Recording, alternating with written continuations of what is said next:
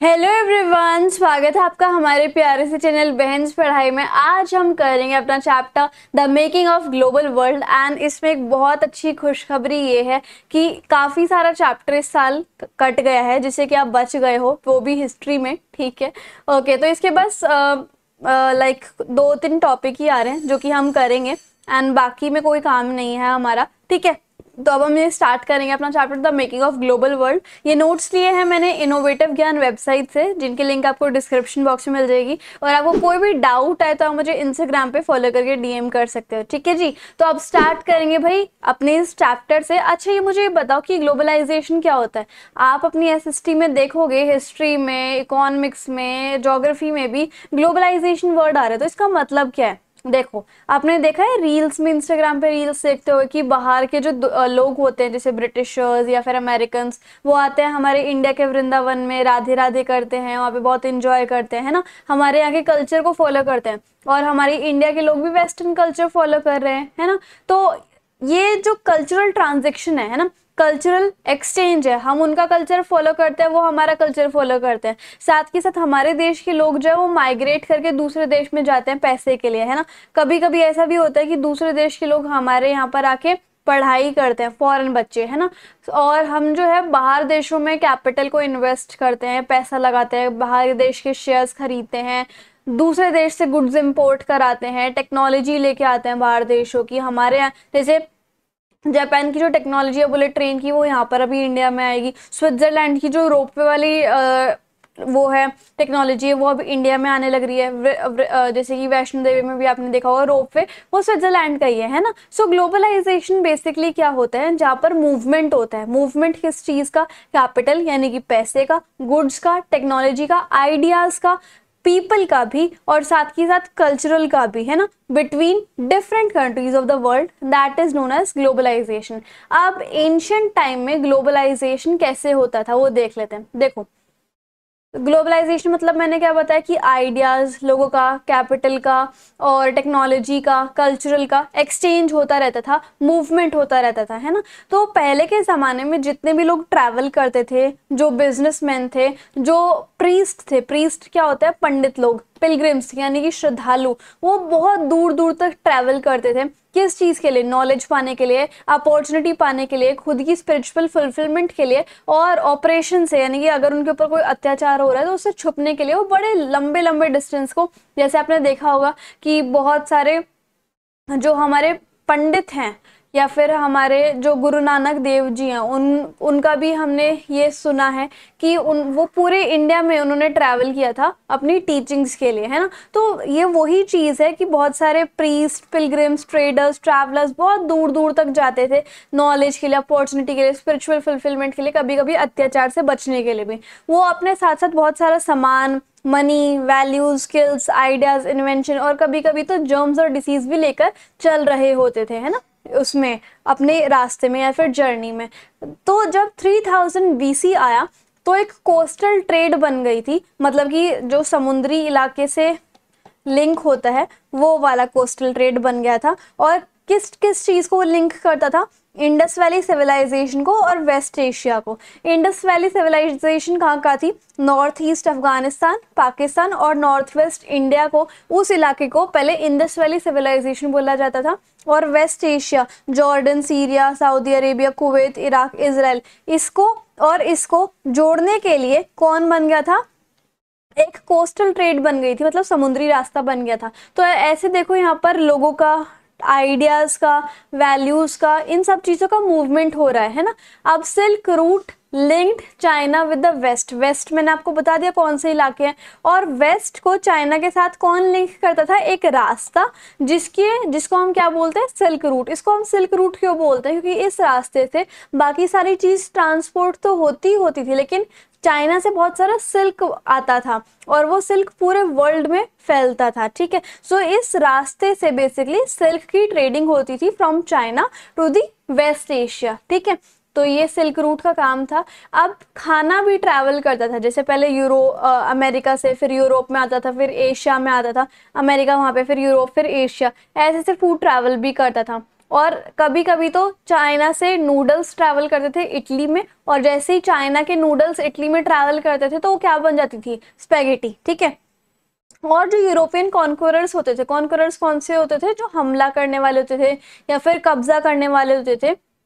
जैसे मान लो यूरोपियंस हैं, उनको अमेरिका पे कब्जा करना था पहले के टाइम की बात में, ठीक है, पहले के टाइम की बात है, यूरोपियंस को अमेरिका पे कब्जा करना था, तो उन्होंने युद्ध करने से पहले क्या किया, अपने साथ स्मॉल पॉक्स के जर्म्स रख लिए। स्मॉल पॉक्स जो एक बीमारी है उसके जर्म्स वो लेके गए थे, अमेरिका में आ गए। अब एक के थ्रू एक कांटेक्ट में आ गया तो फैलेगी तो जरूरी डिसीज, तो अमेरिका के लोगों के अंदर स्मॉल पॉक्स फैल गया, जिसकी वजह से पूरे कॉन्टिनेंट में महामारी फैल गई थी, जैसे अभी कोरोना फैल गई थी कुछ टाइम पहले, है ना।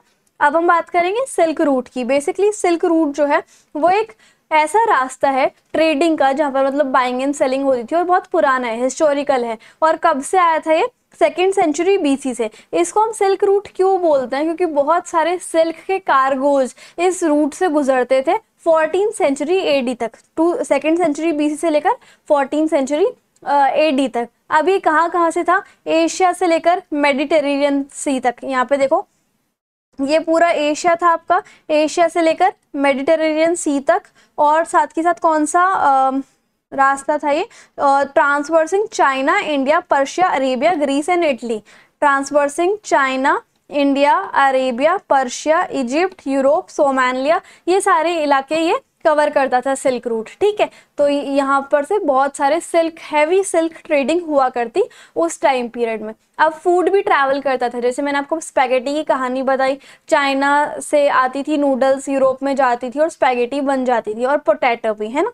अब देखो ट्रेडर्स और ट्रैवलर्स जो हैं वो जैसे इतने लंबे लंबे रास्तों पे चलते थे, जर्नी करते थे, तो नई नई क्रॉप्स भी इंट्रोड्यूस कर जाते थे जिस जगह पर वो रहने लग जाते थे। जैसे मैंने आपको स्पैगेटी बताई कि चाइना से नूडल्स जो है वो इटली, यूरोप में गई तो स्पैगेटी बन गई। वैसे ही अरब ट्रेडर्स ने इटली में, जो अरब के ट्रेडर्स हैं उन्होंने इटली में क्या इंट्रोड्यूस किया, पास्ता, ठीक है। और भी बहुत सारे कॉमन फूड, जैसे जैसे आज हमारे लिए ये सारे फूड जिनका मैं अभी नाम बताऊंगी वो सारे कॉमन है, लेकिन 5 सेंचुरी तक भी हमें, अगर हम 5 सेंचुरी को गिने तो उस तक भी कॉमन नहीं थे, बहुत नए थे, ये 5 सेंचुरी पहले ही मिले हैं। जैसे पोटैटो, सोया, ग्राउंडनट, मेज, टमाटो, चिली, स्वीट पोटैटो, बहुत सारे, है ना। और पोटैटो देखो क्या है, यूरोप में जो गरीब लोग थे उनकी जो सेहत है, उनकी जो लाइफ है वो बहुत बेटर बन गई थी जैसे उन्होंने एक हम्बल पोटैटो का इन्वेंशन किया या फिर इंट्रोडक्शन किया। उन्हें एक तरीके से खोज हो गई थी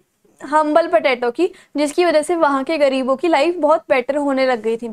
और अब यूरोप में ही आयरलैंड है, आयरलैंड के जो पुअरेस्ट पीजेंट्स होते थे, जो मतलब बहुत गरीब किसान होते थे, वो पोटैटो पे इतने ज़्यादा डिपेंडेंट हो गए कि एक डिसीज़ आई थी एक बार मिड 1840s में, जिसकी वजह से पोटैटो की जो क्रॉप है वो डिस्ट्रॉय हो गई थी, और भूखमरी की वजह से बहुत सारे पुअरेस्ट किसानों की डेथ हो गई थी। मतलब वो इतने डिपेंडेंट हो गए थे आलूओं पे कि वो अब सोच भी नहीं सकते थे किसी और चीज़ को खाने की, है ना। अब हम बात करेंगे अपने लास्ट टॉपिक की, जो कि है कॉन्क्वेस्ट, डिसीज और ट्रेड। अब यहाँ पर देखो अमेरिका ने डिस्कवर किया था बहुत, और वो अमेरिका की डिस्कवरी हुई थी, अमेरिका मिल गया था, और प्रीशियस मेटल्स इसके अंदर एक टॉपिक है, सब टॉपिक।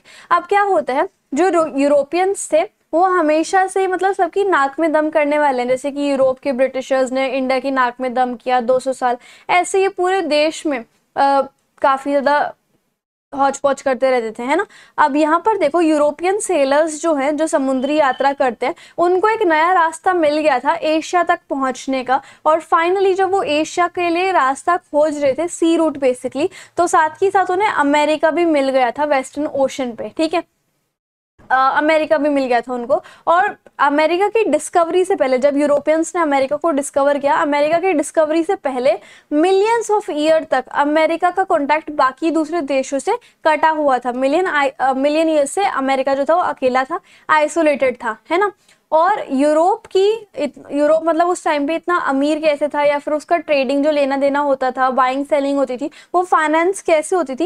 एक्चुअल में जो आज का पेरू और मैक्सिको है ना, उस टाइम पे यूरोप में यहाँ पर बहुत सारी माइंस थी जिसके अंदर प्रीशियस मेटल्स और सिल्वर पाया जाता था, जिसकी वजह से उनका पैसे का कारोबार चला करता और वो बहुत सारा बाइंग एंड सेलिंग कर लेते थे।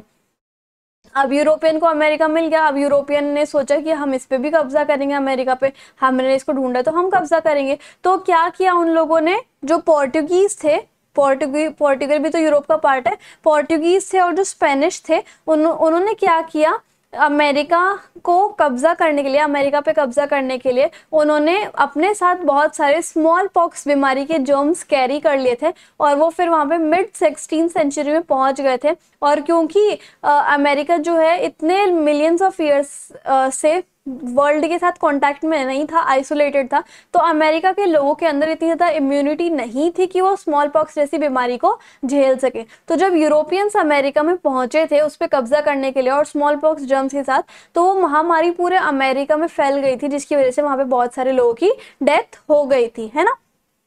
इस तरीके से बहुत ज़्यादा डेंजरस हो गया था वहाँ का सिस्टम, है ना। अब यूरोप सबके साथ इतना बुरा बुरा कर रहा था तो उसके अंदर भी बहुत सारी प्रॉब्लम्स चल रही थी। 19th सेंचुरी को तक यूरोप में बहुत ज़्यादा गरीबी और हंगर आ गया था, मतलब स्टारवेशन आ गई थी। सिटीज़ बहुत ज़्यादा क्राउडेड रहती थी और बहुत घातक बीमारियां फैली हुई थी, है ना। और इंडिया और चाइना कैसे थे 18th सेंचुरी तक इंडिया और चाइना पूरे वर्ल्ड की सबसे ज़्यादा अमीर कंट्रीज थी, है ना। और एशियन ट्रेड में इनका बहुत अपर लेवल पे स्थान था।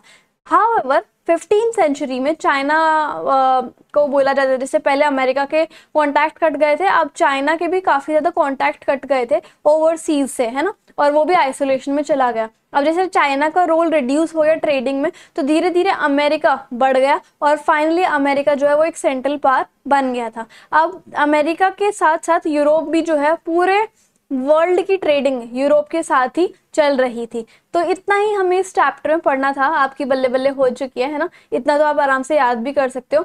और इंस्टाग्राम एंड टेलीग्राम पे ज़रूर फॉलो करना। आई होप आपको वीडियो काफ़ी अच्छी लगी होगी, समझाने का तरीका भी काफ़ी अच्छा लगा होगा। So if you like the video and the explanation then please to like, share, comment and subscribe the channel. Thank you so much.